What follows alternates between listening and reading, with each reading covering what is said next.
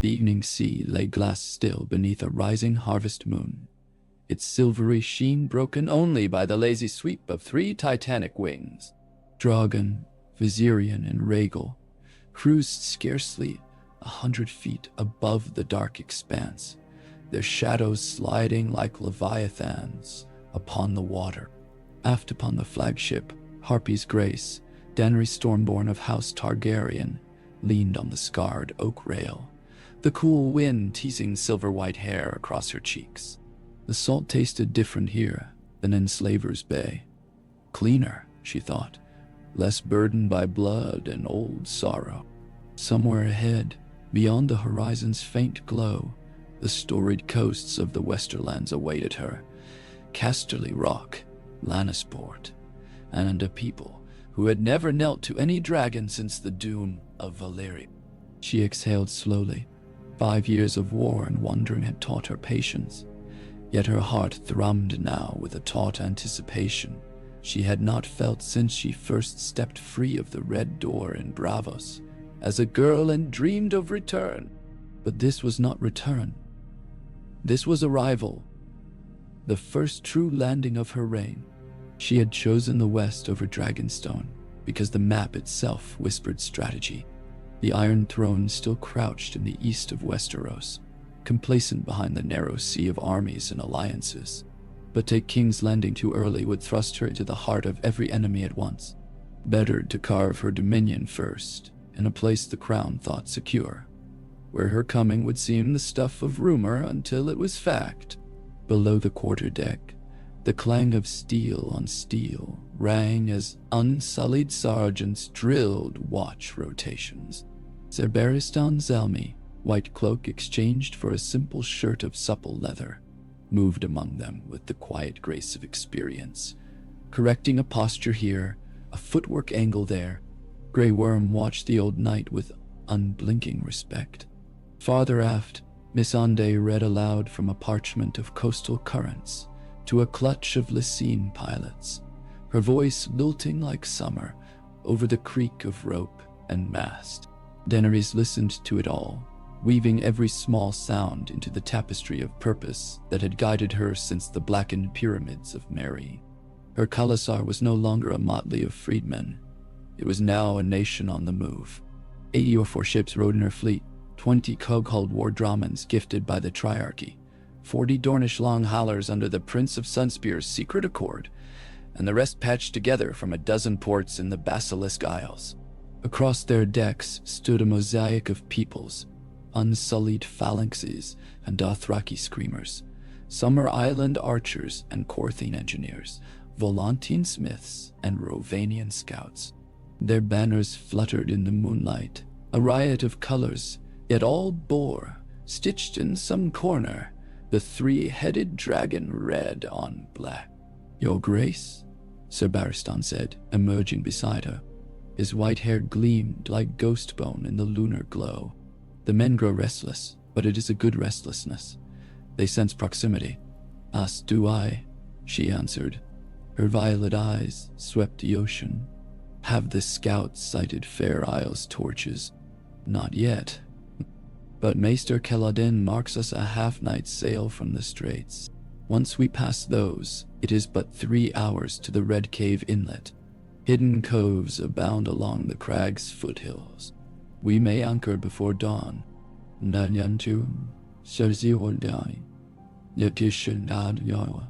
She touched Drogon's mind.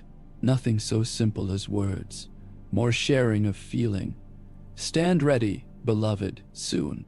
Overhead, the black dragon trumpeted softly, and the reply echoed in her chest like the beat of a giant heart. Dawn broke pale and mist-bound, the sun a dull coin behind veils of cloud. Ragged cliffs rose sheer from the frothing sea, their granite faces painted a bruised lavender by the diffused light. In the lee of one knife-edged promontory, the Red Cave Inlet yawned. It was less a harbor than a gash between stone fangs, wide enough for a single ship at a time.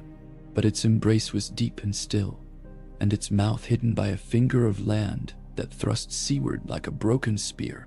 Warships glided in silently beneath furled sails. Crews lashed oars and spoke in hushed voices, as though afraid the cliffs might betray them. On Drogon's back, Daenerys circled thrice above the anchorage, scanning for any watchfires or cliffside beacons.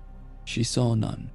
The Westerland's famed coastal defenses were all clustered around Lannisport and the main rock itself. The smaller coves were guarded by complacency. She landed atop a jut of rock, overlooking the water. Below, officers marshaled men into landing parties, lowering glimmering ramps to skiffs. Grey Worm was first to set boot on the stony beach, spear leveled, helm plume rippling. Behind him strode 1,000, unsullied in 3 rank file, then a braided tide of Dothraki, reins clenched between teeth as they ferried their nimble mares ashore. Wooden planks hit wet sand, and from them thundered hoof and heel alike, stamping claim to this quiet corner of Westeros. Only when the last horse was led up the narrow goat-y track to the cliff top did Daenerys lift her hand. 80 Dromans cast anchor in hushed synchrony, their hulls vanishing into the cave's darkness like beasts returning to lairs. The fleet would hide here a single day, long enough for scouts to vanish into hill paths, long enough for rumors of fire-skulled wings to flutter through villages like startled ravens. She joined her commanders among a knot of wind-wisted pines. A rude map had been scratched in the earth. The coastal ridge, the gold-rich foothills, the wide green plains of the region called the Field of Fire in old songs, though no fire had burnt here in 3 centuries. Casterly Rock itself loomed in miniature charcoal strokes, a lion crouched upon the sea. "We strike not at the rock first," Daenerys said. She knelt, brushing sand across a lesser mark. "The mining town of Nuns Deep. Gold is the lion's blood. We staunch the veins. Without coin, the West cannot raise armies." A hush greeted her words. In Astapora, the decision would have been shouted to the skies. But here, her captain's new subtlety was the blade inside the scabbard. Ser Barristan pointed next at a small circle inland. Casey, a port of more modest size than Lannisport, but its shipwrights serve as half the Western fleet. If the docks burn, the Rock's galleys limp. "And the people?" Missandei asked, voice warm. "They are no slavers. Do we conquer or court?" "We court," Daenerys replied. "I do not come to chain Westerosi to new masters. I come to unbind them from old ones." A low murmur of assent rippled. Even the Dothraki, once scornful of sea-stone citadels, had tasted what it meant to be family beneath her banner. They would follow where her dragons led, and they would keep the laws she decreed. That night, 300 unsullied marched in ghost-quiet columns through pine-scented darkness. Overhead, a half-eclipsed moon tracked their progress like an argent eye. The mines of Nuns Deep lay half a day's march inland, tucked in a gully where veins of gold threaded black rock. Daenerys rode at Grey Worm's side, cloak pulled tight against the chill. A dragon queen, astride a small palfrey, anonymous under plain wool. But even hidden thus she felt the land's pulse, wary beneath her advance. At dawn's first blush, they crested a rise, and the great timber palisade of Nuns Deep came into view. Smoke curled from chimney crowns. Wooden towers bore crimson banners. The Lion of Lannister, bright and proud. Within the walls, miners queued for shifts, lanterns bobbing like fireflies. No one expected war here. Why would they? King Tommen sat secure on his throne. The Iron Bank's ledgers sang with Lannister gold. Talk of dragons was a sailor's yarn from old town taverns, easily shrugged off by men who had never seen even a hatchling. Daenerys inhaled, felt the raw iron tang of dawn air fill her chest, and raised her fist. At the signal, 2 arrows hissed skyward, one white, one black. Drogon and Rhaegal folded from the clouds like shadows coalescing into flesh. Their roar broke the morning calm like the world's spine. Miners turned in time to glimpse wings wider than streets, scales catching sunrise and hurling it back as molten radiance. Panic-laced cries answered. Lanterns fell, fires spilled, but no flame touched the wooden homes. The dragons soared overhead. A warning only. Grey Worm's men advanced. Shields locked, spears angled. They stopped 10 paces from the gate. From within came a scatter of bows, a handful of poorly aimed bolts clattering off bronze plates. The Unsullied held. Then Daenerys rode forward. She pushed back her hood and let her hair stream free, pale as new-forged moonsteel. Her voice rang clear. "In the name of Daenerys of House Targaryen, breaker of chains, I bid you stand down. The mines belong to the people, not to one lion upon a hill. Lay down your arms and work no gold for the coffers of a child king who will never see these shafts. In return, you shall keep the fruits of your labor, taxed fair, and your sons shall die of old age, not of pit collapse. Lucy, weren't you?" Silence shocked the square. Behind her, 200 Dothraki riders materialized, curved aurochs glinting. Yet they too waited, still as statues. Overhead, Drogon hovered, each wing beat a drum of thunder. The miners were not soldiers. Their overseers were 5 men in half armor, hardened by coin more than combat. One, a broad-shouldered reeve named Yoran Quicktool. A scar like a white braid creased his brow. He looked at the unsullied ranks, at the dragons, then at Daenerys' unarmored form. "What proof have we that you'll treat us better than the rock?" he called. She unbuckled the pouch from her belt and flung it. It landed at his feet with a dull jingle. He knelt, opened it, and gold coins spilled, each stamped with a dragon, not a lion. "Minted in Marine. Minted for free men. That is the first fortnight's wage advance," she said. "Take it and choose.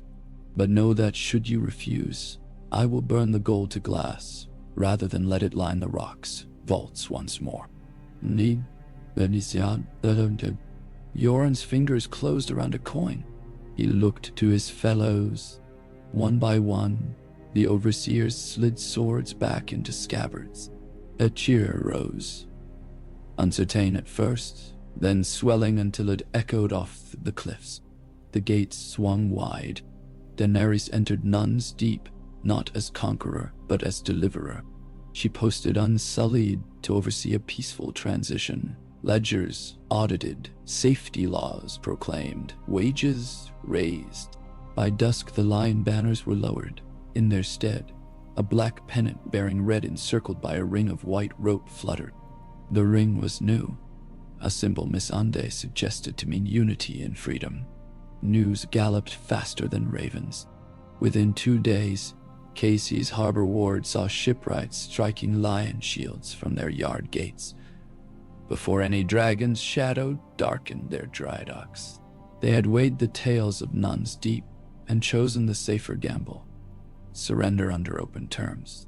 The docks remained intact. The Rock's caravel numbers dwindled at a stroke.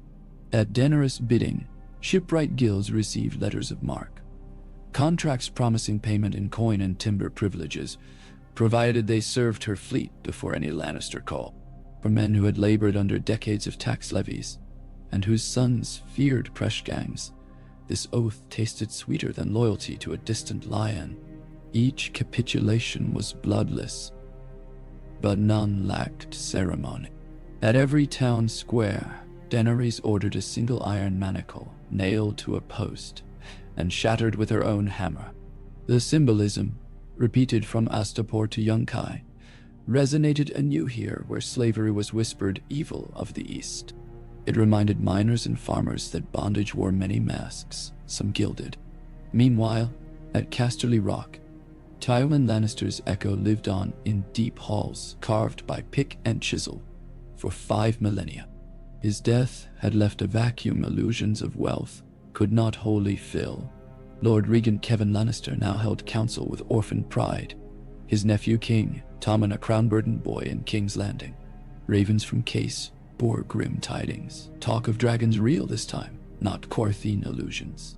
Nuns Deep had fallen without a fight, its gold lost. Case Dockyards declared neutral. Banefort levies mutinied, refusing march orders until paid in coin that no longer existed. In the Rock's golden galleries, the Lannister inner circle debated. Some urged immediate recall of every banner west of the Manda. Others counseled parley. Surely the Dragon Queen meant only passage eastward. Yet rumor of her proclamations, breaker of chains, promise of fair taxes, tempted the very small folk who dug the Rock's own pantry stores. Discontent had boiled low these 2 hard winters. Now it frothed. Kevin dispatched raven after raven to King's Landing, begging siege engineers, wildfire, 100 alchemists, anything. But the Crown's resources were stretched, quelling restive riverlords emboldened by a stark resurgence in the north. The King's Council offered polite deferrals. Hold fast. Relief will ride. Hold fast, Kevin thought, as though chains were made of mere iron.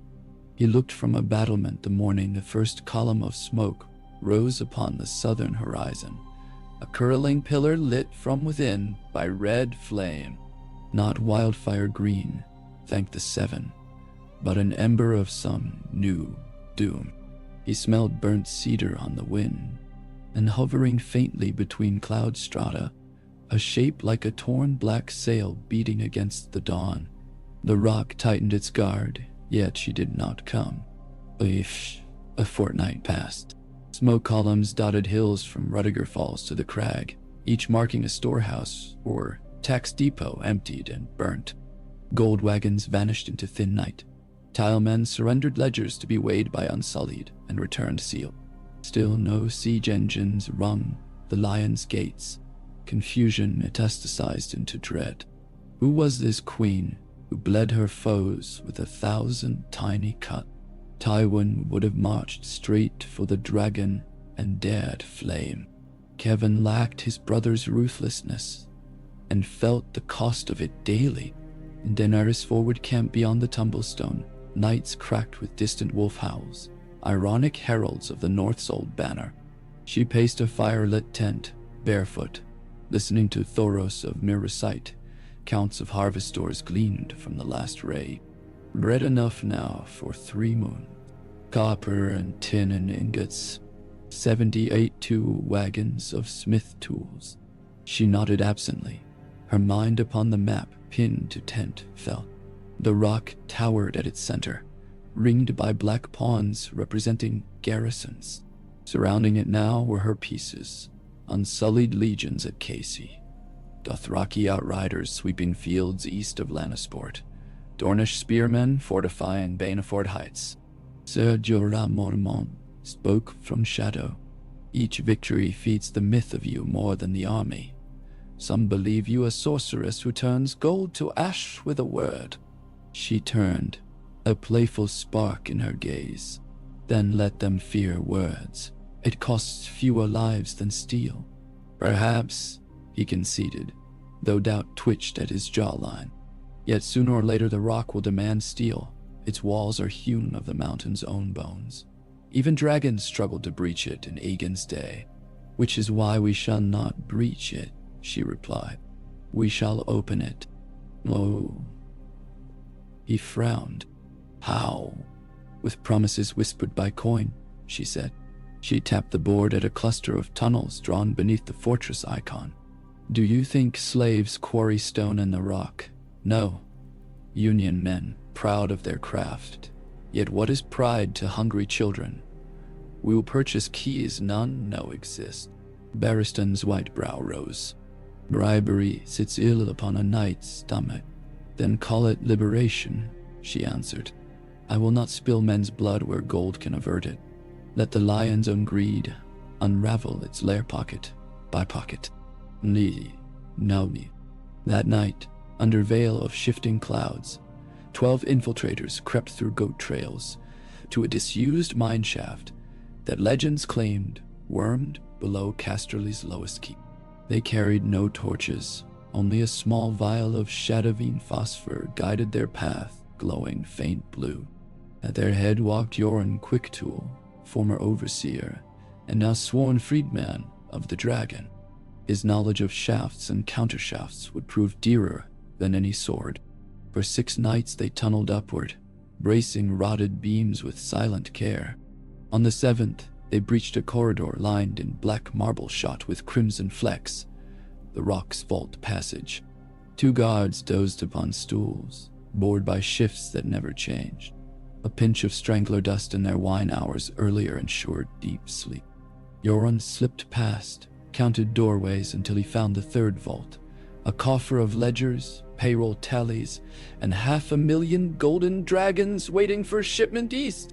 He opened the iron iris from within. A soft trumpet sounded outside, Rhaegal's cry muffled by distance.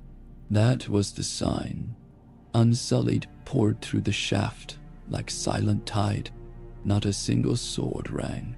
They hefted chests into sacks, each stamped with a dragon where a lion once growled. By dawn the treasury lay hollow, and the infiltrators vanished like dream phantoms into the underworld of caverns. When Kevin Lannister was roused 2 hours later, it was not fire that greeted him, but echoing emptiness. His heart clenched at the sight of bare vault floors older than his line. He understood then what Tywin never had. Power was not fear alone, but the currency that fed fear. And Daenerys had seized both. She did not keep the gold as war booty. In Case Square, she piled half into open wagons and distributed it to miners who could name 3 children under 10. Another share bought grain from the Reach at twice market rate, which she then sold at half within Westerland's villages, forcing profiteers to match lest they rot unsold. The last trove-built granaries reopened under council oversight, each stamped with the same new sigil, 3-headed dragon encircled by knotted rope. With pockets filled and bellies steadied, small folk talked. Stories spread more fluid than wine at harvest feasts. The Silver Queen who rode Black Flame but forbade her beasts to burn in a single cottage. The Unsullied who stood guard outside taverns to ensure drunken lords paid fare. The Dothraki who escorted widows through mountain passes and never once took a slave. Dalaland's shepherds whispered that perhaps dragons were not doom, but dawn.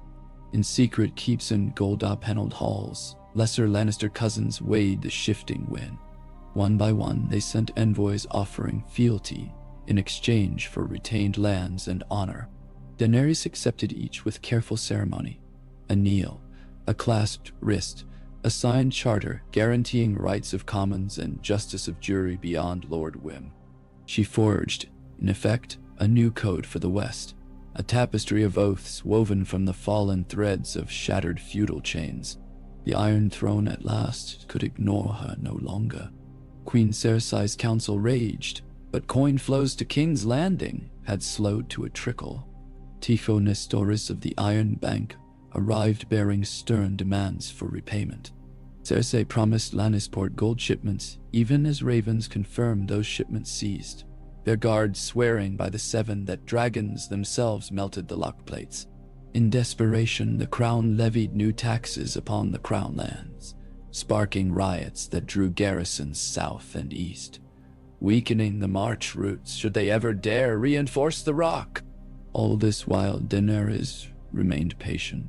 She held back her dragons from laying stone to ruin, and by doing so, let dread ferment longer than flame.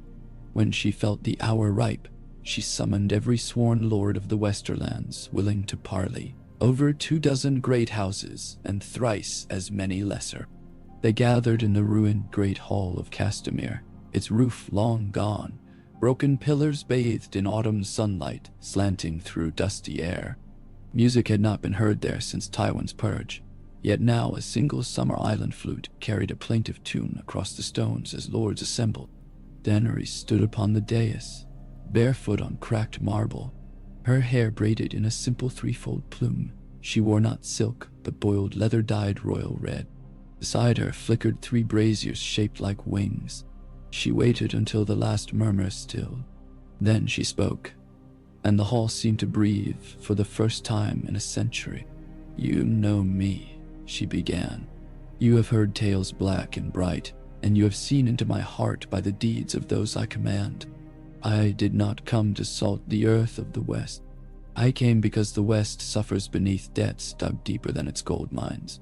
I came because King's Landing's crown weighs heavier on the neck of every child than on the boy who wears it.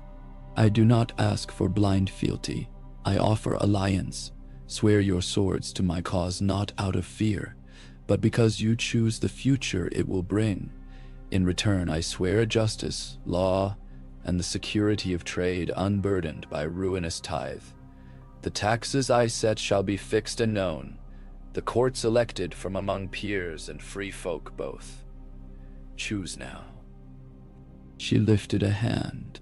Drogon's shriek echoed above, and thrill shivered down even her spine. Yet the dragon did not descend. He circled a sentinel only. Lord Tito's Brax, gray-whiskered and once stalwart Lannister bannerman, stepped forward first. He knelt. I and House Brax pledged to Queen Daenerys Targaryen, first of her name. His prostration seemed to break a spell. House Estrange followed, then Swift, Crackall, Spicer, and even the proud Marbrand, whose forges had armed Lannister hosts for generations. Each oath pulled another away from the lion's grasp. By sunset, half the West knelt. The other half returned to Stark Keeps to weigh numbers against fears. But the tide could no longer be stemmed. When Daenerys' host marched at last to the gates of Casterly Rock, they were 35,000 strong. Banners of red jungblack entwined with 50 new devices, stags and boars, owls and hounds, all ringed by the rope of unity. The siege of the rock began not with fire but with drums. Great bronze throats boomed in measured beat, reverberating against the mountain, until it seemed the very stone kept time. Walls packed with archers peered down, yet their hearts wavered seeing the breadth of the host, and hearing the stories carried on every breeze, of vaults emptied, of gold given, of justice promised. For 3 days Daenerys let her army camp within sight of the walls, tents orderly, trenches dug, but no assault launched. She sent envoys daily bearing terms, surrender and join the new realm, or stand alone, a monument to a bygone boast. On the 4th morning, a lone rider approached the gate. It was Kevin himself, eyes sunken, armor ill-strapped. He bore the keys of Casterly Rock on a velvet cushion. His guards had deserted in the night. The city beneath the keep had opened its doors to dole of bread from dragon granaries. The rock had no choice. As Drogon alighted atop the Lion Gate, black wings eclipsing crimson banners, Daenerys stepped onto the gatewalk. The breeze carried scents of pine and forge smoke. She looked down upon the sprawling city carved into cliff and sea, and felt an ache. Victories burn like new held flesh. Yet she reminded herself, the West was but the first stanza of her song for Westeros. 5 hours of telling lay yet before her, and beyond that, more hours still. Power won must be wielded wisely, or it curdles into tyranny. She breathed deep, grounding herself in the moment's gravity. And then, calm, she descended into Casterly Rock as its liberator, not its conqueror, her dragons coiling overhead like living constellations, her people filling the streets with tentative hope.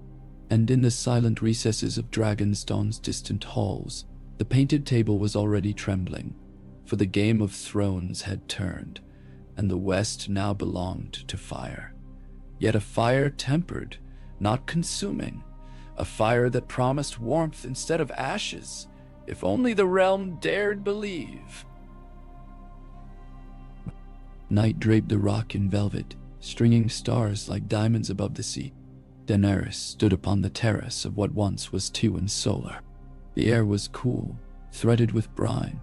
Below, lanterns flickered as free folk celebrated cautiously. Miners with wives on their arms, cobblers clapping to Braavosi fiddles, septons blessing bread loaves, large as shields. She watched, arms crossed, silent. Missandei joined her, offering a cup of warm honey wine. "They will sing of this day," she said softly. "Songs are seeds," Daenerys replied. "May they grow into orchards, not weapons." Wise, Missandei smiled. "But even orchards need pruning."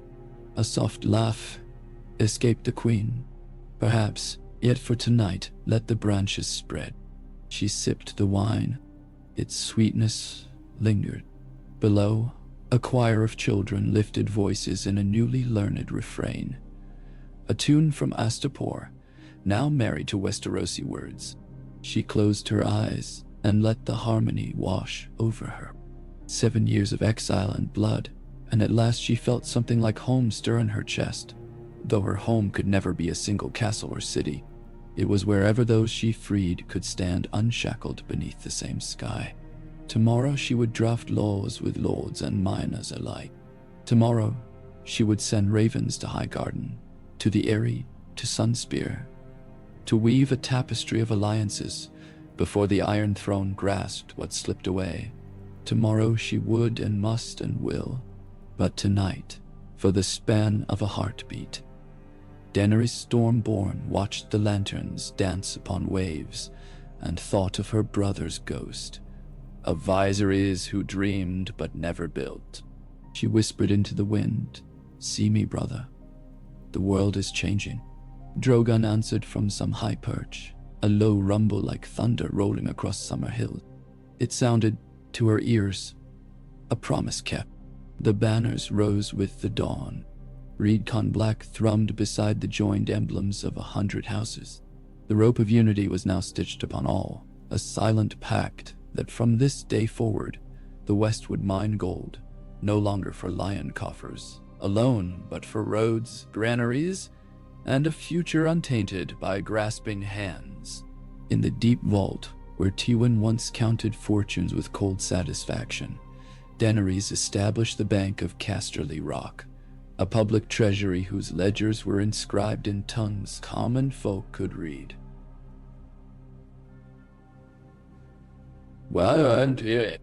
She appointed Yoren Quicktool as first steward, a miner freed by her word. Some lords bristled, yet she met their protests with calm certainty. To rebuild trust, gold must pass through the calloused palms that earned it. Weeks blurred. She rode to villages burned in the Greyjoy raids decades past, ordered slate roofs mended, fisheries restored. She visited a sept newly built with coin, her dragons reclaimed, stood among candles praying alongside mothers who feared her at first glance. She opened the Great Lion Forge to craftsmen of any name who could prove skill, establishing apprenticeships for bastards and orphans, long barred from guild registers. Word of these deeds blew east on every merchant wind. Across Westeros, common tavern talk shifted. The phrase, "Queen of the West," gained purchase, whispered in the riverlands, shouted in the Reach. Some scoffed, yet paid coin minted with her dragons regardless, for its gold was pure and weight true. The coin traveled, so did loyalty. And all the while, the Iron Throne simmered. Ravens crossed the sky like a storm of black arrows. King Tommen, voice guided by mother and small council, called his banners, but each month saw fewer answered summons. Lords weighed fealty against bride price. Daughters might fetch at the new court, in Casterly Rock, where justice swift but fair now glittered like fresh poured ink. Autumn painted the mountains, russet and gold. On a ridge above the Red Fork, Daenerys halted her progress to watch leaves drift upon the river. Ser Barristan stepped close, eyes reflecting the same quiet awe. "You have done what many thought impossible without a single pitched battle," he said. "Peace can be conquest too." She murmured, "Indeed, but storms gather. The Iron Throne will not sit idle forever." She nodded. "When the time comes, we will fly east with every heart the West can lend. But let us not rush. A tree grows its trunk before branches." She glanced skyward. Rhaegal streaked across the clouds, emerald wings sizzling against blue. Below, children chasing him laughed. Westerosi children, no longer taught to fear dragons, but to believe they herald justice. Her smile was small but certain. There remained 4 hours and more of story yet to shape, and she would shape it with deliberate strokes, each word a stone in the foundation of a realm reborn. She turned from the cliff, cloak swirling like crimson dawn, and strode toward the camp, where scrolls awaited her seal. The next chapter beckoned, and she would meet it with the same steady flame that had freed Casterly Rock and promised, to an entire people, the possibility of a better world. Ray rain swept across the gilded battlements and coursed in silver rivulets down the lion-carved faces, as though the stone itself wept for an age just ended. DAENERYS stood upon the rock's highest parapet, where Tywin once surveyed his domain with flinty pride, and felt the west wind lash cold droplets into her cheeks. Below, the harbor clawed at dark boulders that had long guarded Lannisport's deep waterways. Tall ships rode their anchors heavily, bundled sails snapping like pennants in a tourney. Dragon banners flew from every mast now, sewn by local sailmakers who had once embroidered lions and only lions. The wind pushed those black and red flags outward, fully unfurled, claiming the sky with silent insistence. She kept no court here at present, only a war council that shifted daily.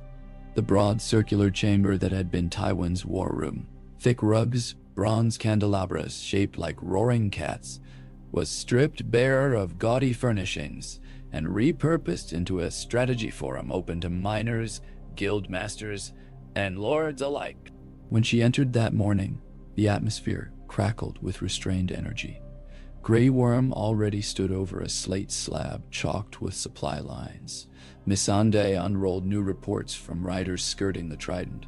Sir Barristan greeted Jon Royce of the Vale, who had arrived under white flag the previous dusk.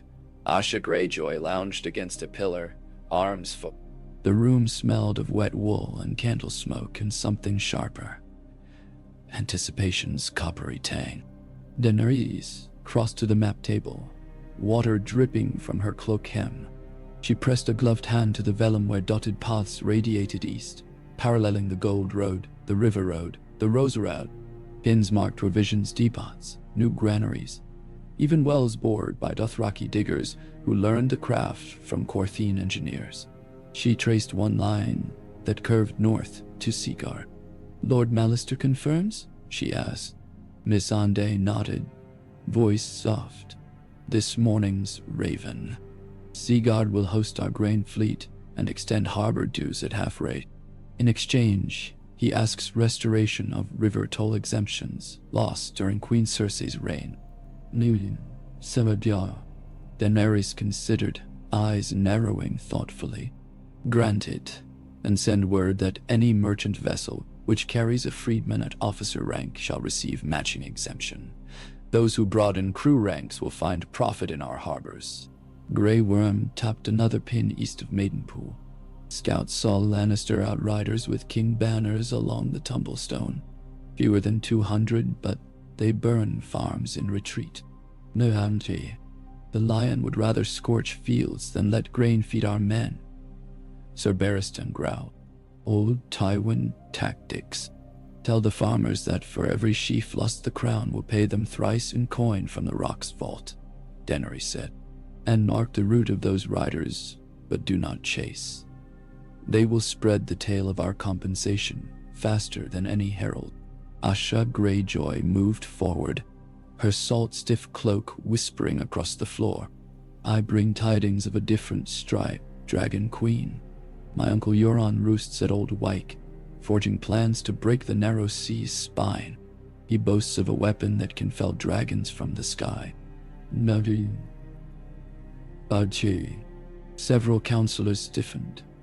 Asha's words carried the faint reek of ironborn bravado, yet her dark eyes were earnest. "If he sails soon, he'll raid the Arbor for its wine fleet, then turn north to cut your western harbors. Lannisport is still patching scuttled galleys." DAENERYS studied her. "You come to me as friend, yet the Greyjoy name curdles trust. Why warn me?" Asha shrugged one shoulder. The West has gold enough to buy peace for 1,000 islands. Better trade than endless reaving. My offer stands. Grant Pike autonomy to rule its salt shores, and my captains will fly your colors beside the Kraken, keeping your lanes clear. Sir Barristan scowled. Buying pirates invites more. The sea cannot be fenced. Asha countered, quirking a grin. Better wedding than fencing. DAENERYS raised a hand to still debate. We will discuss terms. But for now you sail under guest right. Betray it and Drogon will blacken your decks before the surf cools. Naziri. Asha's smile widened, shark-like, but she inclined her head. Fair. As voices resumed in clusters, DAENERYS paced the perimeter, absorbing details. Royce offered Vale grain stores in exchange for escort skirmishers to protect mountain pass caravans. A delegation of Tarbecks negotiated pardons in return for fortifying the Oxcross Spur. Each alliance stitched another thread through the West's patchwork, transforming fragile occupation into latticework resilience. By noon, rain eased to mist and council dispersed. DAENERYS descended spiral steps carved inside the mountain's living rock, emerging into a gallery that overlooked forged caverns taller than any sept's nave. Lanterns glinted on anvils, where Marbrand and Spicersmiths hammered new plowshares beside spear points. Heat shimmered above molten ingot channels, yet a cool subterranean draft curled past ventilation shafts. Why, Casterly miners? She inhaled coal and oilstone mingled with something gentler, the faint fragrance of winter roses newly planted in stone troughs by septas who insisted every workspace deserved beauty. Small changes rooted deep. A procession approached. Yoren Quicktool escorted 4 humble men and 1 woman, each wearing miners' tunics patched at elbow and knee.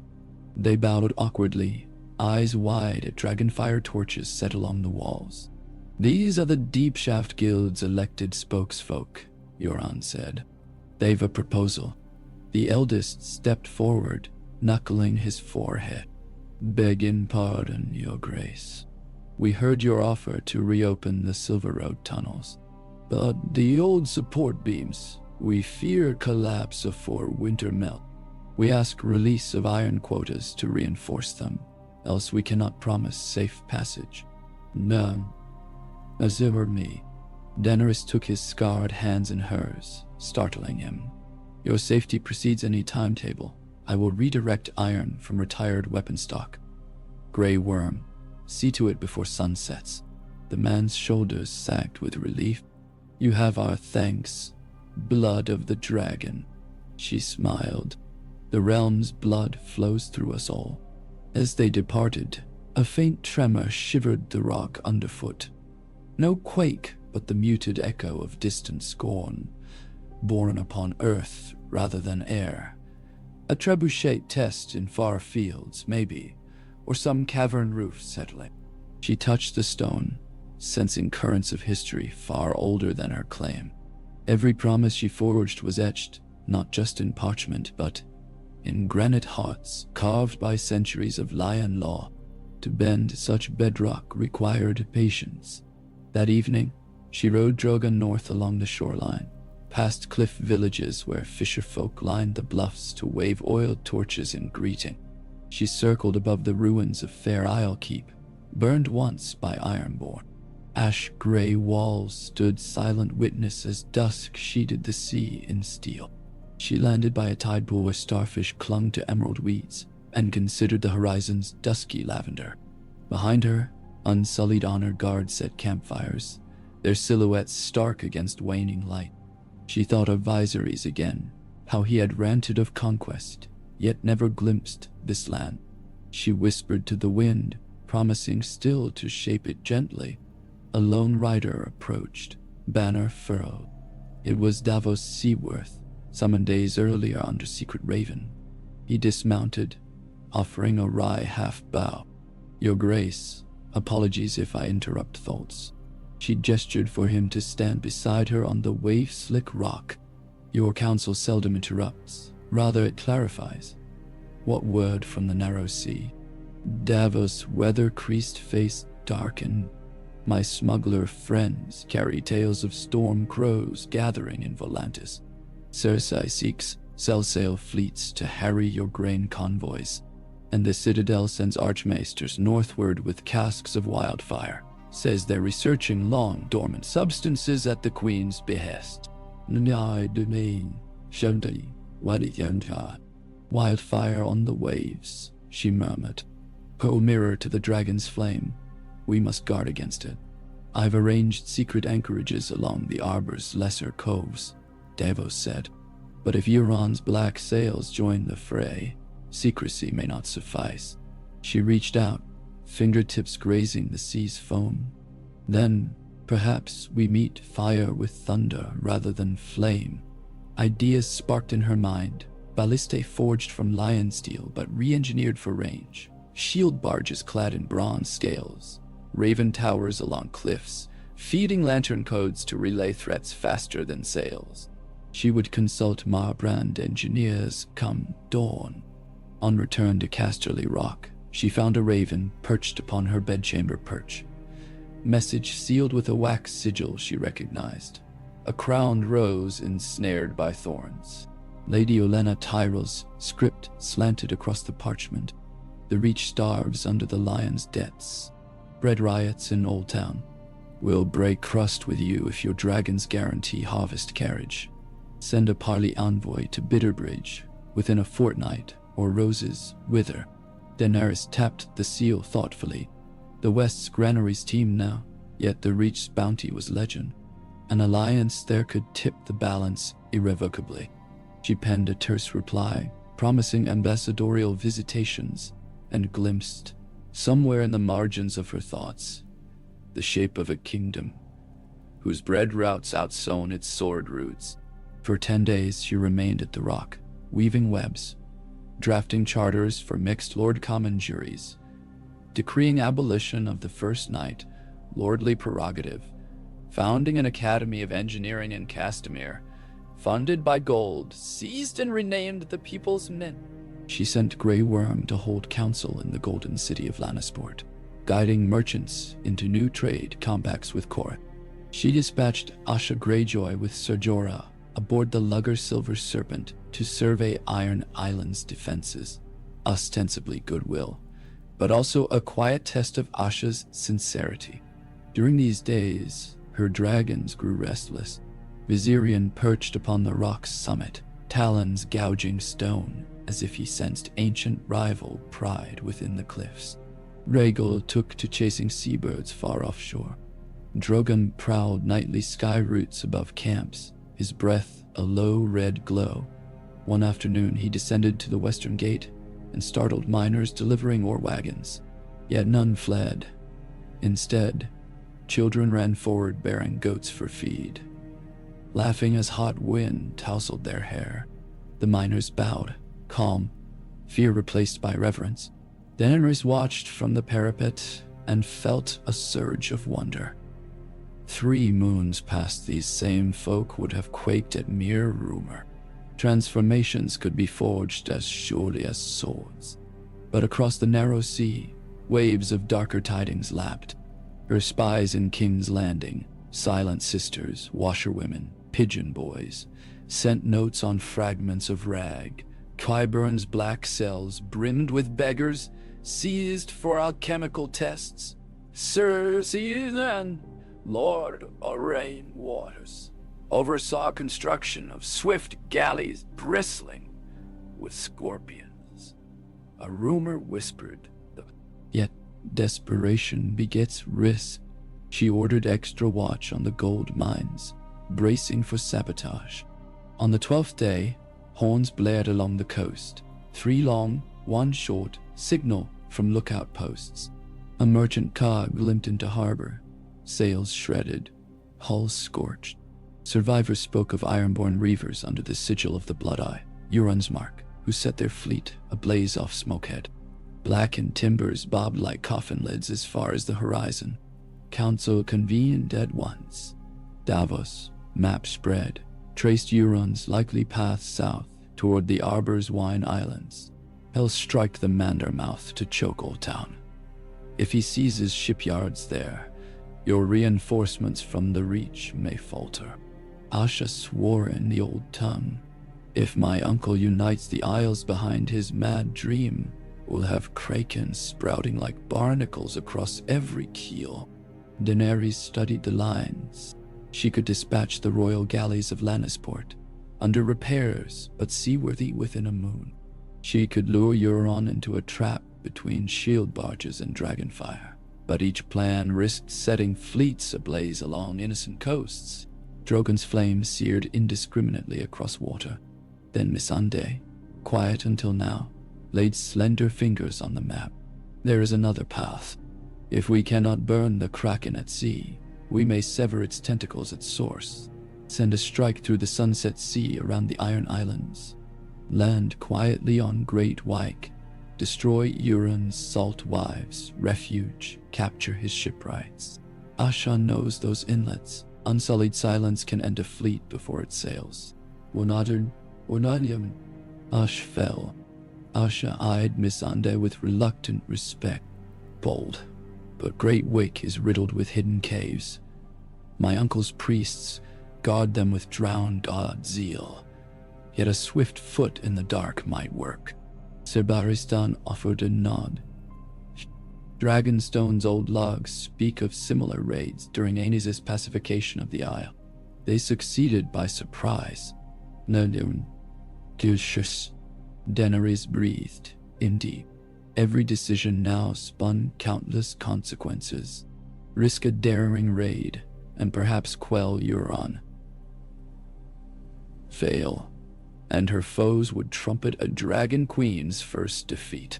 Yet, inaction meant Ironborn harry her coasts. While Cersei rallied cell sails, she lifted her chin. We will strike Great White. Grey Worm, choose 200 unsullied. Asha will guide them. Ser Jorah will second command. You sail at dawn in the Shadow's kiss. And the Night Runner. Silence is paramount. No torches, no horns. Once his docks are ablaze, leave with captives. Kill only those who raise arms. Spare thralls. Let the Ironborn see difference between piracy and justice. We'll see how. Asha's grin returned full. Your boldness does you credit, Dragon Queen. Let's gut the Kraken. Plans set. The hall emptied save Daenerys and Barristan. He lingered, brow furrowed. Your Grace, strategy is wise, but should we not first address King's Landing? Each day Cersei plots new spite. She met his gaze. When the heart is poisoned, treat the blood first, or the limb will rot again. I fortify the west and the Reach to ensure the realm sustains itself after King's Landing falls. Conquest without stability breeds chaos. I learned this in Meereen. Soon. He nodded slowly. You are right, as ever. I only fear the price of patience. Every path has cost, she replied, but not all cost is coin of blood. Night she walked, the silent vault corridors alone, lamplight casting her shadow long across polished marble. Dragons were not the only ghosts haunting these halls. Memories of Lannister cruelty lingered, echoes of Reigns of Castamere echoing to the tune of Tywin's unyielding will. She paused at a sealed chamber door where rumors said, Mad King's wildfire was once stored. The door remained barred, coated in melted lead. She traced the seam with a fingertip. Not all fires should be reopened. She retreated to the upper terraces, where moonlight silvered every parapet. Viserion and Rhaegal glided above, silent shapes against the stars. Drogon settled upon a perch carved from collapsed watchtower rubble, wings folding like drapes of night. His ruby eyes fixed her. In them she sensed recognition, resolve. She stroked his snout, felt scale ridges warm beneath her palm. Soon, she whispered. "We will fly east." He huffed, and embers drifted between them like fireflies. The dawn preceding the Iron Islands raid broke blood red. Fog hugged the water like spilled milk, muffling harbor noise. Shadows Kiss and Night Runner slid from moorings with black sails furled half-mast. Grey Worm wore no helm, face painted in charcoal stripes for night work. Asha commanded from aft rail, shouting orders in the tongue of pike. Daenerys watched them depart, the ship's silhouettes shrinking into grey until waves swallowed them. For 3 days and nights, no word reached Casterly Rock. Scouts along the coast saw no plumes on the horizon. Beric Dondarrion, now envoy for Riverland's insurgents, arrived to plead for aid against Gregor Clegane marauders. But Daenerys postponed commitments until the raid's outcome. Anxiety coiled tight. On the fourth dawn, a rider spurred up the winding cliff road, a Wentzman courier bearing Grey Worm's coded missive. Asha and Unsullied infiltrated Great Wyke under cover of storm, torched Euron's unfinished flagship Leviathan, freed 100 thralls, captured 16 shipwrights, and sank 5 longships during escape. Casualties: 12 Unsullied minor Dortcha. Asha claimed Euron fled inland, wounded. Proof enclosed, a strip of black scale cloak trimmed in red coral, the blood-eye sigil pierced by an unsullied spear point. Relief surged through Daenerys like warm tide. She summoned the council, publicly recited the victory, and declared 2 days of free bread and mummer performances in every town square. Joy rolled through the west. Harbors rang with bell peals, rarely sounded since Aerys's coronation. The small folk began renaming roads. Dragon's Mercy Way replaced Gold Lane. Freedom Fork supplanted the old Lion's Track. Even so, victory bred fresh obligations. Thralls freed from Great Wyke required resettlement. She assigned them to rebuilt villages near Casey, giving each plots of arable land newly confiscated from absentee Lannister cousins who had fled east. Resistance flickered. Minor lords protested. She invited them to a moot, listened, then negotiated buyouts of their debts in return for titles of steward rather than lord, diluting feudal absolutes without outright stripping honor. But I don't stop. Most accepted, enticed by coin and continued influence. A few refused and quietly departed, their fiefs later found abandoned. No violence, vacuum filled by appointed councils. Across the realm, scribes copied her new code, the Charter of 10 Freedoms, right of movement, right to fair trial by mixed jury, abolition of thraldom, fixed tax ratios, guild representation, right to bear arms within local militias sworn to the crown, protection of sept and red priest, both, right of petition, obligation of road upkeep by crown, and standard weight copies posted in village squares, sealed with rope ring stamp. Illiterate peasants gathered nightly, so septas or sellsword captains could read the words aloud. For many, law had always been distant rumor. Now they heard its syllables shaped to their tongues. In King's Landing, panic escalated. Reports reached of sparrows quoting dragon law in flea-bottom alleys, of gold cloaks deserting when pay failed. Cersei commanded Qyburn to fashion monstrous catapults for the city wall, hurling jars of green fire. She also ordered the last of Highgarden's spoils melted into coin to hire the Golden Company in Essos. But the company, hearing of Daenerys' steady victories and uncertain of crown solvency, demanded double rates. Negotiations stalled. Lady Olenna seized that moment. She met Daenerys at Bitterbridge, beneath boughs heavy with pale pink roses. No dais, no scribes. Only Olenna on a padded litter and Daenerys upon simple camp stool. They spoke for hours as cicadas sang. In the end, the Rose and Dragon sealed alliance. The Reach would supply grain and levy 30,000 men under Tarly command So long as Tyrell titles were safeguarded and High Garden remained breadbasket exempt from certain export levies. DAENERYS agreed, adding that Reach harvests would travel north too, feeding winter-struck riverlands. Olenna smiled thinly. Beneficence as strategy, she approved. The pact set, Queen's Reach grain wagons rolled west to Casterly, east to the Blackwater, north through newly cleared river crossings, where Brotherhood without banners escorted them willingly. Highwaymen dwindled. When dragons circled overhead each dawn, boldness flickered out like sparks under rain. As her influence widened, DAENERYS appointed regional governors chosen from mixed ranks. A former blacksmith to administer roads, a septa doctor to oversee health, a young mariner from Lananisport tasked with coastal defense. Critics grumbled at low birth elevation, yet results silenced them. Taxes arrived accurately measured, roads filled with trade caravans, plague outbreaks in 2 hamlets contained within a week. Efficiency bred credit. She also founded the first Council of Voices, meeting monthly in Castemir's rebuilt hall. 30 members, half lords, half common, charged with ratifying new charters. Their vote not binding but symbolically powerful. DAENERYS found that nobles accepted reforms more readily when their own peers endorsed them publicly. The dragon wielded flame, yes, but also persuasion. Winter crept. Those snows had not yet reached the west. Harvest moons swelled amber and shrank again. Grey Worm returned from a skirmish near Stony Sept, where Lannister loyalists attempted to seize a grain convoy. They surrendered quickly upon seeing unsullied order and hearing of DAENERYS' generous prisoner treatment.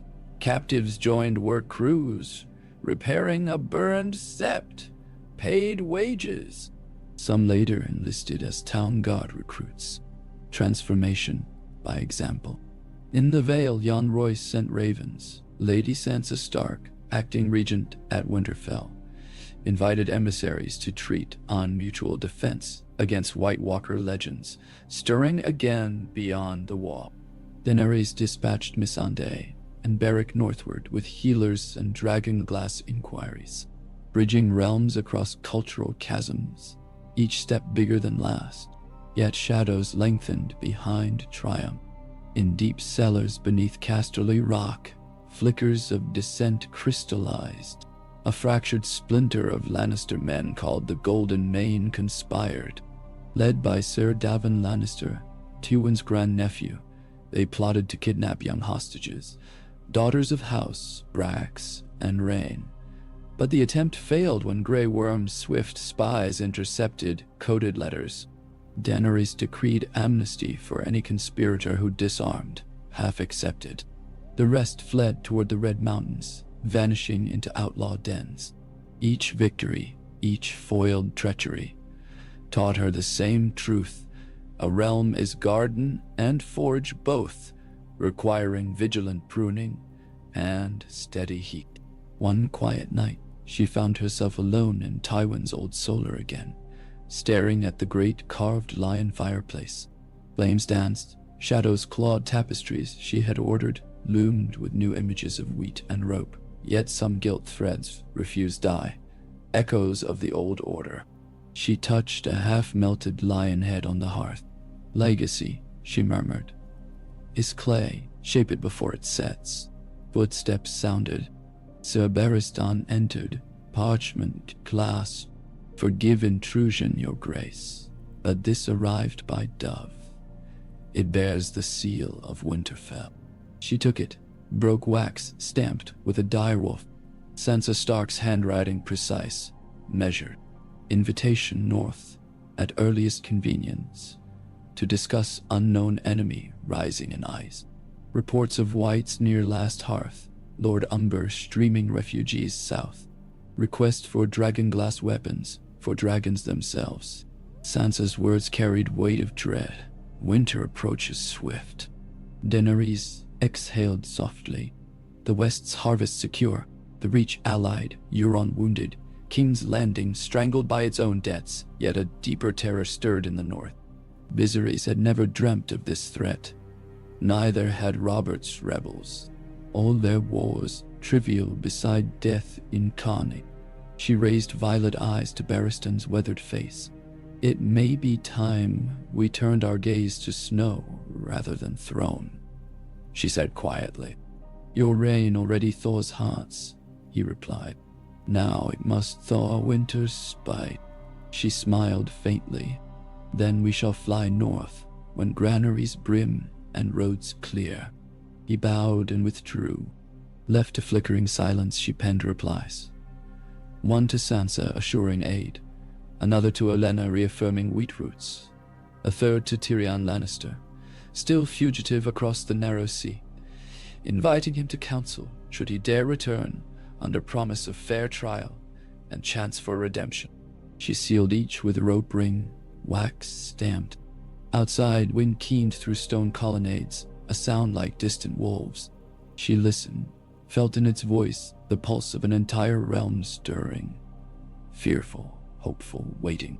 She donned a cloak of deep crimson, stepped onto a balcony where the sky unfurled star-tattered.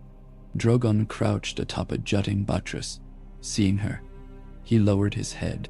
She climbed to the saddle fashioned of braided leather and hardened gold steel. With a whispered command, they leapt from the parapet, wings opening into night's cold breath. They flew over glimmering harbor lights, over vine-terraced hills blanketed by moonlit fog, over miners' cottages glowing with hearth embers.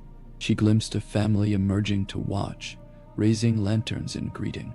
She tilted Drogon's wing and dipped low, letting embers from his nostrils streak like comets across the sky. The children's cheers drifted upward. She turned him east, toward the faint silhouettes of distant mountains, where riverlands stretched beyond sight. Somewhere beyond those ridges lay King's Landing, still defiant. Beyond, storm-torn stepstones. Beyond, Essos, where sail sails gathered. But beyond all, to the north, a wall of ice awaited summer's fire. She banked Drogon until nose pointed starward, toward Polaris. Cold wind tore tears from her eyes, scattering them as diamonds into the night. In that moment, she understood. Her war had never been simply for a throne of swords, but for the beating heart of a world teetering between long night and dawn. Casterly Rock's conquest, the West's liberation, the Reach's alliance, these were chapters, not conclusions.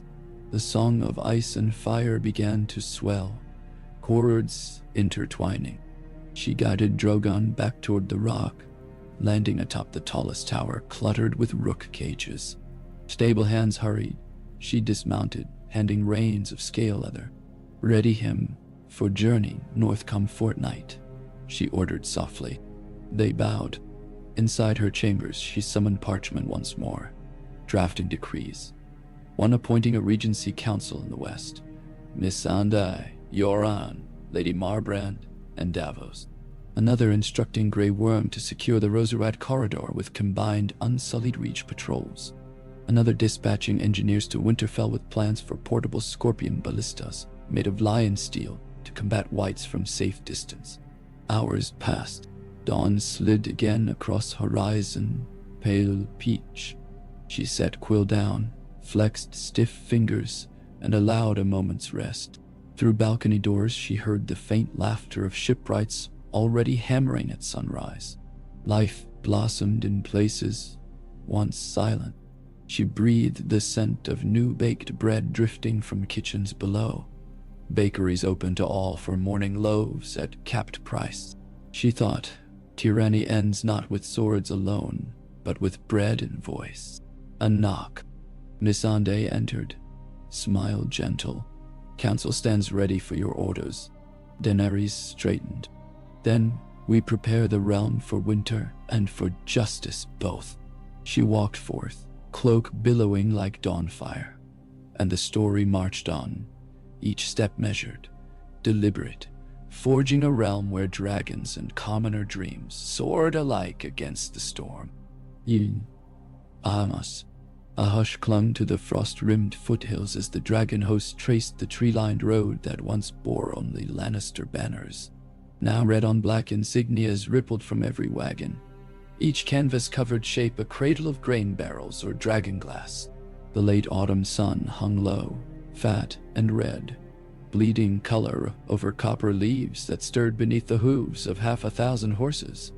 DAENERYS rode at the column's vanguard atop Drogon, the dragon's slow wing beats kicking loose spirals of dust that glittered in slanted light. On her left cantered Sir Barristan, silver hair streaming beyond collar, and to her right trotted Jan Royce, plate polished to mirror the sky. Behind, Grey Worm marshaled 1,200 unsullied, their helmets plumed in white horsehair for visibility against snowfields to come. They advanced into the riverlands, as though slipping through a seam between seasons. The west's golden harvest at their backs, the north's sterile white loom ahead. Every milestone bore fresh inscriptions, old lion marks chiseled away, replaced by the triple dragon encircled by knotted rope.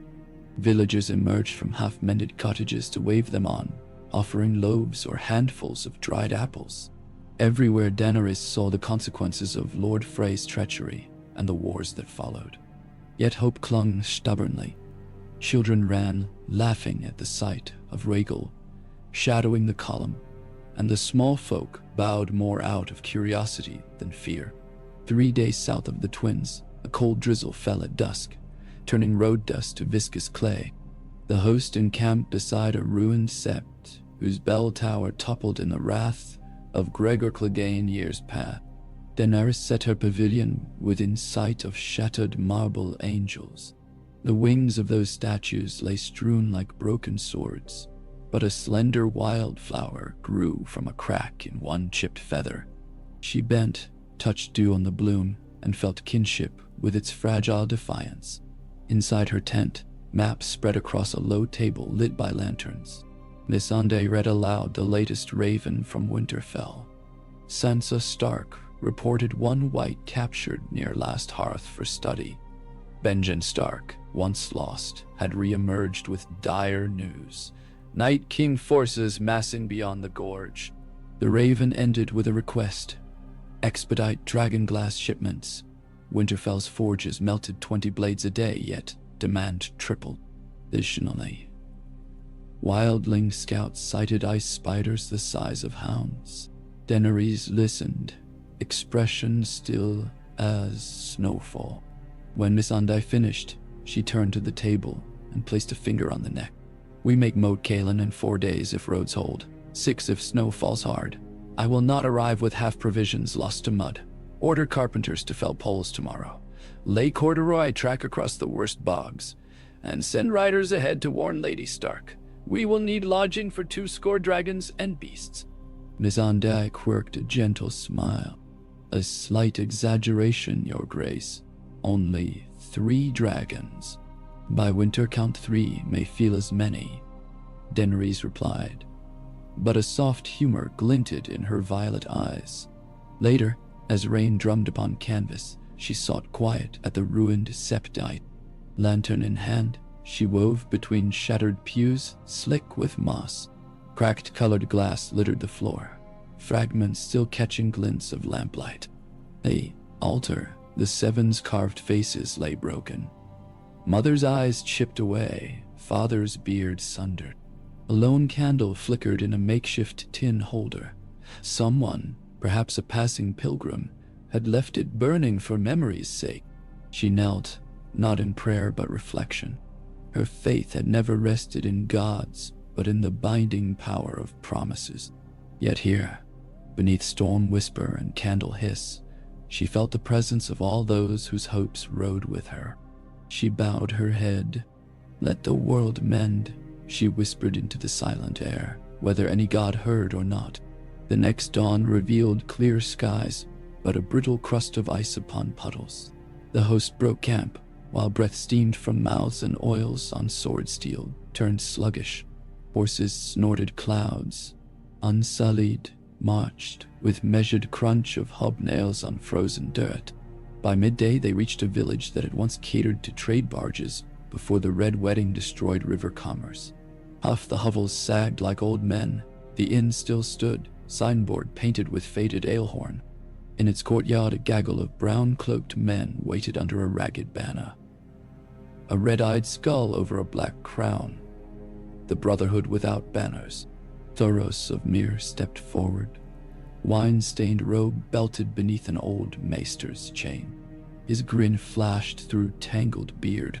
"Your Grace, we ride escort from here. The Riverlands knows our faces. Fewer arrows find friends when we guide the road." DAENERYS dismounted, boots crunching frost. She clasped Thoros's forearm. "Your welcome warms me. Our wagons carry bread for every hamlet en route. Will your folk aid distribution?"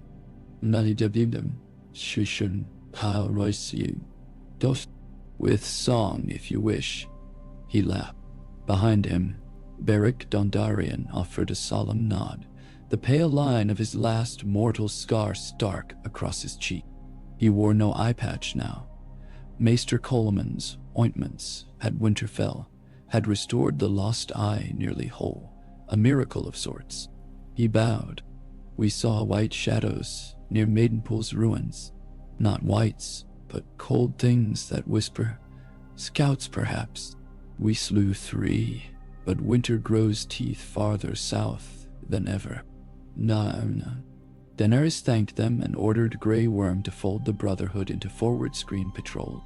As night fell again, fires blazed bright along the riverbank, with mummers' fiddles weaving tunes around reed flute harmonies.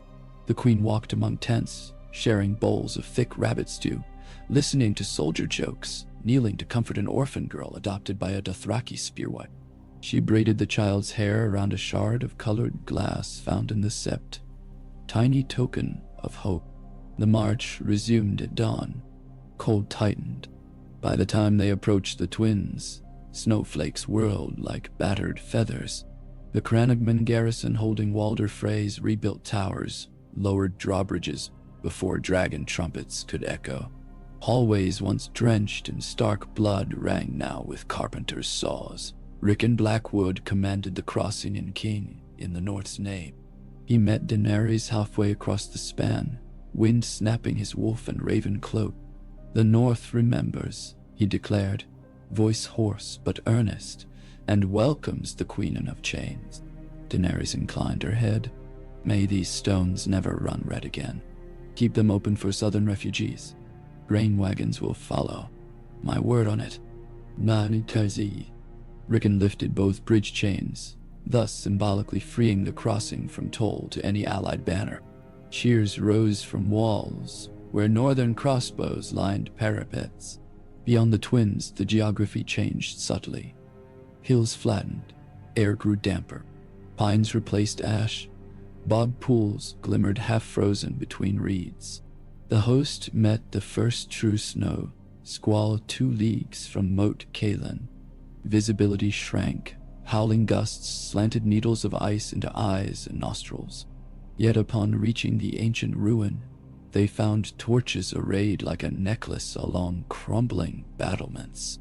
Figures in heavy furs waited atop moss-slick ramparts.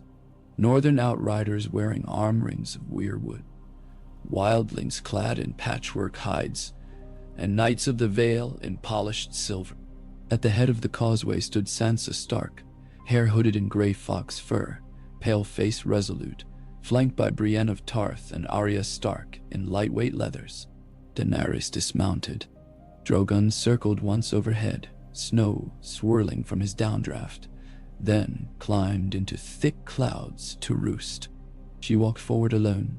Sansa stepped out, extended gloved hand. Their palms met. For a heartbeat their eyes locked, blue nestled against violet, and the storm seemed to pause. "Winterfell welcomes you, your grace," Sansa said. "And I thank the North," Daenerys answered. Arya's keen gaze flicked from dragons to Unsullied to Dothraki. "Got room for wolves among your fire?" "Always," Daenerys said, and her faint smile lit the gloom.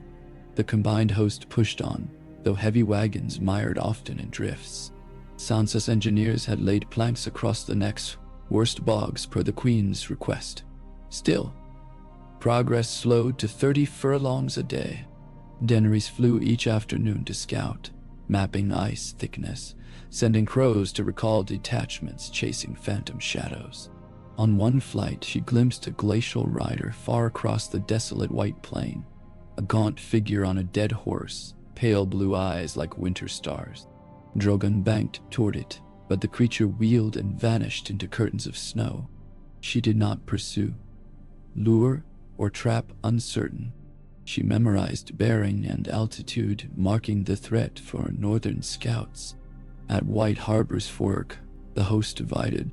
Sir Davos led grain wagons east to Wyman Manderley's port, where ships waited to haul food to barren island hamlets. Asha Greyjoy accompanied, her ironborn thralls eager to prove reformed by protecting convoys. Meanwhile, Daenerys' dragons, unsullied, and northern levies pressed toward Winterfell.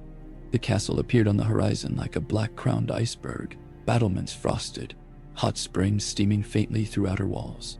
As she approached, horns blared, long, then short, then long. Welcome salute. Gatehouses groaned open, and the army filed through, boots clacking on new-laid stone. The godswood's naked branches glittered with hoarfrost, and the heart tree's red eyes seemed lit with solemn anticipation. In the great hall, fires roared in twin hearths. Rough-spun banners of every allied house adorned walls, dragon sigils interspersed with direwolves and sunspears, roses and krakens. Northern captains, wildling chieftains, even a few Night's Watch brothers sat shoulder to shoulder at trestles, cups steaming with mulled wine. Ghost Jon Snow's albino Direwolf dozed before the dais where Sansa presided. Bran Stark, the three-eyed raven, sat nearby in a weirwood-carved wheeled chair, unseen depths swirling in his dark gaze. Daenerys entered with minimal escort. Conversation stilled. All eyes tracked her progress to the high table. She bowed slightly to Bran first, honoring ancient knowledge, then turned to Sansa. Ash thickened as she spoke. I have come not to rule the North, but to stand beside it, she said. The army of the dead threatens every shore and vale. Fire and ice must wed to forge dawn. Sansa lifted a ceremonial cup. Then let this hall bear witness. The North accepts the Dragon Queen as ally and protector, and offers oath of mutual defense, so long as she keeps her charter of freedoms for all souls beneath her wings. We fight as one. Cheers erupted, some raucous, some tentative. Grey Worm raised spear butt to floor with echoing clang. Dothraki smashed blades to shields. Brienne of Tarth smiled, tension easing from her broad shoulders. Feasts followed, though restrained by ration laws. Stew thick with venison and barley, blood sausages studded with oats, crusty black bread slathered with dripping butter churned from goat milk. The heady warmth cut through chill. Daenerys drank sparingly, then excused herself. She sought the godswood alone, craving stillness beneath weirwood boughs. Snow sifted down like sifted flour, carpeting roots. She placed a bare palm to the carved face's trunk. Bark felt cold yet pulsing, as though the old gods themselves breathed within. A crow cawed overhead. Bran emerged silently in his wheelchair, pushed by Hodor's cousin, Big Walder, renamed Waymare after oath. The boy's pupils mirrored night sky. The air around him seemed to ripple. You see much, Daenerys said. And you carry much, Bran replied, voice both young and ancient. A song of thunder rides in your blood, but another voice seeks your crown, a voice older than winter. She felt a shiver beyond cold. The Night King. Bran's stare never wavered. He knows you. Fire, death reborn frighten him, yet lure him. He will not wait for spring. He means to break the wall of men with one swift blow. Here, beneath dragon's wings, to prove your flame cannot save. No. Daenerys clenched her fists. Then we offer him frost and fire both, to sunder his ranks and end his night. Bran closed his eyes. In the crypts lies steel the first men forged, when red grass drank their blood. "Wake it," she frowned. "Valyrian."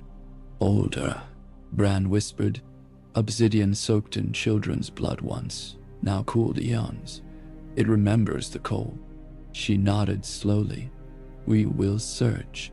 The days that followed brimmed with fever-pace preparations. Miners tunneled deep beneath Winterfell's warm caverns, unearthing ancient shelves of black volcanic glass, some shards inscribed with runes none could read. Smiths hammered blades shaped like wolf fangs, spear points etched with triple dragons, arrows fitted with dragon glass barbs. The clang of hammers never ceased. Sparks danced like captive stars.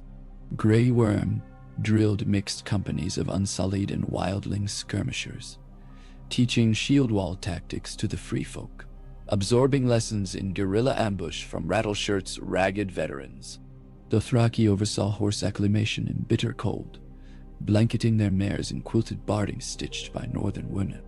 Archers from the Reach practiced flaming arrow volleys, their shafts whistling into straw-white effigies.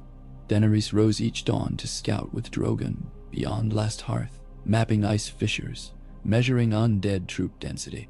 One morning she discovered a village newly stripped of life. Bodies frozen mid-stride, eyes blank blue, limbs jerking as they rose in silent marionette dance. She burned them where they stood, Rhaegal and Viserion swooping alongside to cauterize black corpses into ash that hissed against snow. Yet each day, fresh reports arrived of more border hamlets falling wordless. Lord Glover rode south to join, his previous doubt dissolved by the dead massing along the King's Road. The Karstarks delivered 6 wagons of lumber for siege defenses. Even houses flint and umber, once feuding, marched together under patched banners depicting both merman and giant, proof of desperation forging unity. In King's Landing, ravens brought ill news. Cersei cornered unleashed wildfire along narrow seawalls, incinerating warehouses of wheat bound for White Harbor. But word of her pyres only hardened northern resolve. Tycho Nestoris secretly funded Daenerys now, foreseeing crown default. Gold cloaks mutinied for lack of pay, seizing the fish market quarter. The capital rotted from within, yet remained a dagger balanced precariously over the realm. Daenerys focused on the imminent battle. With Sansa, Jon's regent in absentia, she formed a joint command. Brienne oversaw northern infantry. Ser Jorah commanded southern auxiliaries. Tormund Giantsbane directed wildling outriders, and Arya led a clandestine cadre for behind-lines sabotage. One brittle dawn, raven horns sounded thrice. Alarm. Scouts galloped through Wintertown shouting, "The dead approach!" The courtyard erupted into choreographed frenzy. Soldiers donned helm and hauberk, smith fires quenched, wagons wheeled into barricade lines. Daenerys scaled the battlements, cloak snapping. Beyond the rolling white flats stretched an ink-dark wave, bristling with skeletal arms and frost-rimmed helms, an army vast enough to swallow horizon. In its center loomed towering figures, astride undead giants, pale crowns of ice jagged like stalactites, and behind them, swirling blizzard like living veil, glided the Night King upon a steed of jet-black bones, blue gaze burning. Drums of wood and hide thundered from Winterfell's ramparts. Archers lifted bows tipped with dragon glass. Seagish scorpions rotated, loaded with bolts wrapped in pitch and bound with razor-shard heads. Daenerys swung into Drogon's saddle. Rhaegal and Viserion rose from inner bailey, wings sloughing snow from rooftops in glittering spray. She signaled Grey Worm, an unsullied shield wall formed along outer ditch. Wildlings melted into forest margins to hairy flanks.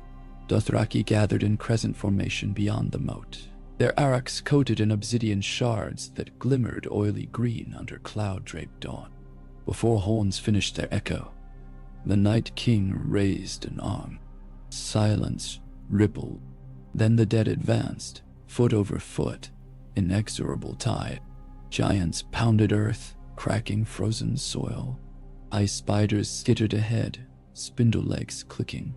Fog thickened, muffling screams of wind. Dothraki screamed louder.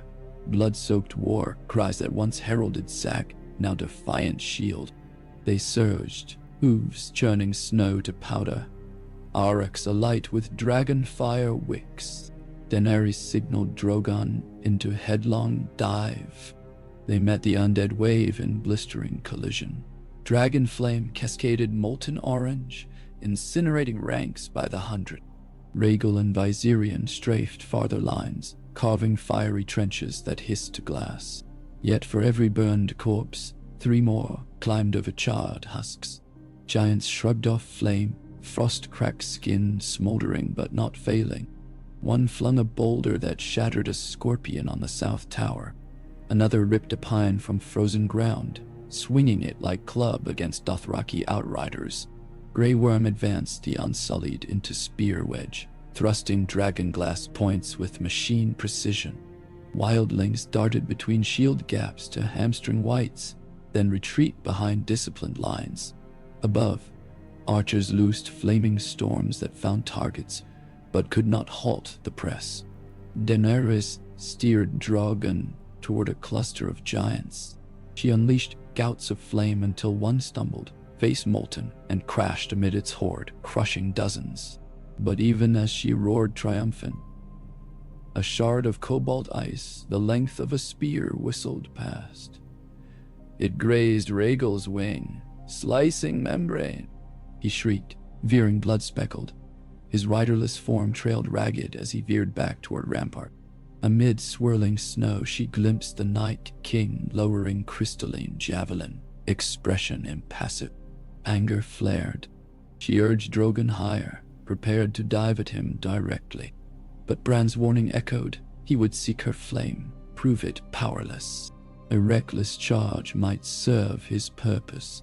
She banked away, scorching east flank instead, forcing dead to divert. On the battlements, Sansa directed reserves with calm born of terror, mastered. Arya vanished into chaos, slipping like shadow through breach points to sever White Walker lieutenants with Valyrian blade. Each icy general shattered into snowflakes beneath her strikes, yet more advanced. Hours blurred in cacophony of flame, frost, steel. Winter fell heavier until even dragon fire sizzled against sheets of driven snow, reduced to dull glow. Troop torches flickered dangerously low. A battering ram of ice and bone slammed the south gate repeatedly. Brienne rallied pikemen into secondary wall inside. In command tent, Bran unfolded from his trance, pupils full of weirwood storm. He told Sansa of shallow caverns discovered beneath collapsing well, an echo of the very obsidian the tree had whispered. If detonated with wildfire, he said, the blast could topple half the undead force and collapse them into the chasm, but the charge must be placed from within enemy ranks. Sansa saw Daenerys atop the ramparts, snow plastering auburn hair to fur hood. She explained Bran's vision. Daenerys weighed options, risk a dragon, bringing casks overhead. Wildfire near Drogon's scales, deadly. She considered an alternative. The Brotherhood possessed alchemical knowledge. Thoros' manic grin promised reckless courage. She found him rallying wrestlers near North Bastion. You know wildfire, she said, intimately. And my eyebrows remember. He laughed. Can you tunnel beneath the old well? Set charges? We'll need an hour, maybe 2. But getting the casks through the line. I will open a corridor, she said. Drogon clears path. You run. Leontine, getting out of madness. He grinned wider. Let's. Under failing light, Daenerys mounted Drogon again. Horns blared triple. She swept along the western approach, unleashing torrents that created a fiery valley through which Brotherhood sappers dashed hauling green glass casks on sledges. Snow hissed into steam. Undead shrieked silent. Archers above rained cover. Thoros and crew vanished into smoke-veiled well-mouth. The Night King, perceiving stratagem, advanced personally, cold aura preceding him. Whites parted before his stride like reeds. He lifted ice spear and flung. It streaked azure lightning toward Drogon. Daenerys banked, but not fully. The spear struck the dragon's left shoulder plate, glancing off scales but burrowing deep. Drogon roared agony, lost altitude, crashing onto ramparts. Stone crumbled. Daenerys' throne tumbled against Merlon, tasting blood. She staggered, vision haze. Below, hordes converged on breached wall section. The Night King raised second spear, crystal glistening. Before he cast, a blur of gray-white fur leapt. Ghost lunged, jaws clamping undead horse's throat, toppling the steed. Jon Snow appeared, arrived from Eastwatch riding hard. He parried White Walker's sword, long claw ablaze with obsidian runes. Sparks of ice exploded around duel. Daenerys wiped blood from brow, regained focus. She screamed command. Viserion, wing mended with leather braces, dove passed overhead, flames scattering whites near Jon. Meanwhile, thunder rattled earth. Wildfire casks detonated below. A plume of green fire erupted, towering like demonic tree, sucking air from lungs. Snow flash melted into scalding vapor that burst outward, ripping ice spiders to fragments, collapsing giants into pits that swallowed hundreds of whites. Shockwave cracked frozen ground. Undead ranks faltered for first time. Jon pressed attack, long claw slicing through Night King's guard. But icy hand gripped his wrist. Frost spread across pommel. Ghost snarled, snapping at blue-lit calf, forcing break. God. Arya materialized from swirling smoke, cat stepping over rubble to fling dragon glass dagger. It lodged in Night King's hip, minor wound, but he hissed, first sound uttered. Frost aura pulsed outward, knocking Arya sprawling. Daenerys staggered to Drogon, still bleeding ichor but ready. She climbed saddle, ignoring pain. She soared, banked tight, then dived upon Night King, releasing torrent of flame hotter than forge core. Fire cascaded around him. Heat waves shimmered, then parted. He stood unburned, blue eyes fixed on hers. Despair stabbed, but memory sparked, steel older than Valyria. Bran's crypt words, the stark tombs. She shouted to Jon through gale. He saw her gesture toward crypt entrance. Understanding flashed. He whistled. Arya and Bran's, Ward Hodor's cousin hauled open iron grate. Jon and Small Jon. Umber dashed inside while Ghost harried whites to block pursuit. Daenerys circled overhead, drawing Night King's gaze, peppering whites with intermittent flame to clear path. In crypt's chill darkness, Jon tore moss from wall until his gloves scraped obsidian studs embedded in century-old coffins, daggers, axes, all black glass forged by first men warring the dawn. He and Small Jon loaded armfuls into burlap, then burst upward into inner yard where Brienne reorganized defense. They distributed weapons, each soldier grabbing handful. Suddenly lines crackled with lethal promise. On rampart, Daenerys glimpsed shift. The living, armed with dawn-blooded blades, surged. Every dragonglass strike felled white permanently. Each walker shattered into sleep. Momentum tilted. Grey Worm led counterpush, unsullied spears a metronome of precision. Tormund's wildlings hurled obsidian axes, laughing in face of winter. Night King sensed walls crumbling. He reared back, uttered high, keening cry. From distant ridges answered dreadful chorus. New legion of dead marched, 15,000 at least. But before they crested the valley, horns blared from south. Tyrell reached cavalry, under Lord Tarly, stormed across plain, banners of golden rose in rope, fluttering. Their pikes burned with wildfire tar, tips obsidian. Behind them thundered Vale Knights, led by Robar Royce, lances leveled. They crashed into undead flank like hammer into brittle ice, shattering ranks.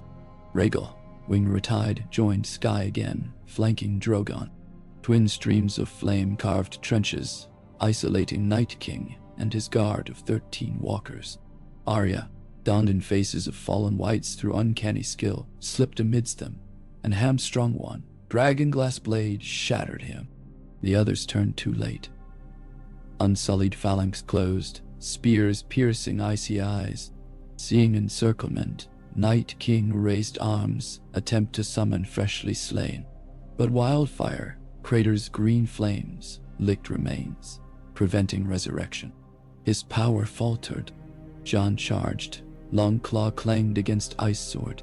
Sparks of frost met steel forged with dragon glass. Core Bran had secret reforged weeks earlier. Jon pressed, face grim. Night King parried but slowed. Daenerys felt Drogon tense. She whispered, "Now." They dived. She leapt from saddle mid-air, rolling across snow near Duel. She came up holding spear tipped with black-green obsidian, gift of Yoren quick tool, forged from Casterly cavern glass. Night King turned. For the first time, expression cracked. He swiped at Jon, pushed him back, spun toward Daenerys, blade arcing. She advanced one step, planted boot, hurled spear with all rage of a freed world. The weapon whistled, embedding square in his chest. Crack, spider webbed across ice flesh. He looked down, blue eyes dimming. Jon lunged, cleaving torso. Night King splintered, fragments crumbling to powder. A stunned hush swept field, remaining wights collapsed, lifeless as true dead.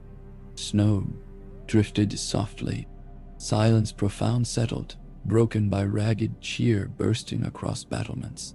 Soldiers laughed, wept, embraced. Dothraki thumped chests. Wildlings howled to hidden moons. Dragons circled overhead, roaring victory cry that rolled across tundra to far seas. Daenerys knelt, chest heaving. Jon offered gloved hand. She clasped it, rising.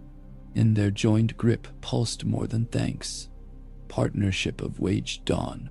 Around them northern sky brightened. Clouds parted, revealing streak of pale gold sunlight, the first seen in weeks. It touched frost, igniting crystal glimmers. That night Winterfell's great hall overflowed. Tables groaned under last larder's bounty, honeyed ham, trout, turnip stew. Music soared, reed pipes, drum, harp, dotty. Mormont women danced with Unsullied. Tyrell knights toasted wildlings. Brienne and Jaime Lannister, returned under truce to fight dead, spoke quietly near hearth. Sansa raised horn to salute the realm reborn. At feast's height, Bran wheeled forward. Hush fell. He spoke in calm timbre. The long night's herald is broken, yet shadows linger in men's hearts. Remember this day when tempters whisper greed. The flame that saved you was forged from mercy and unity, not fear. Daenerys stood. Let the realm hear. From this day forward no child shall kneel for bread. No voice shall be chained by birth. The dawn we won today demands vigilance. We will build roads linking deserts and marshes, raise schools where minds once swallowed hope. Thrones anchor only so long as they serve the realm. She paused, searching faces. Sansa, Arya, Davos, Grey Worm, Tormund, Asha, Thoros, Jon Royce, Missandei.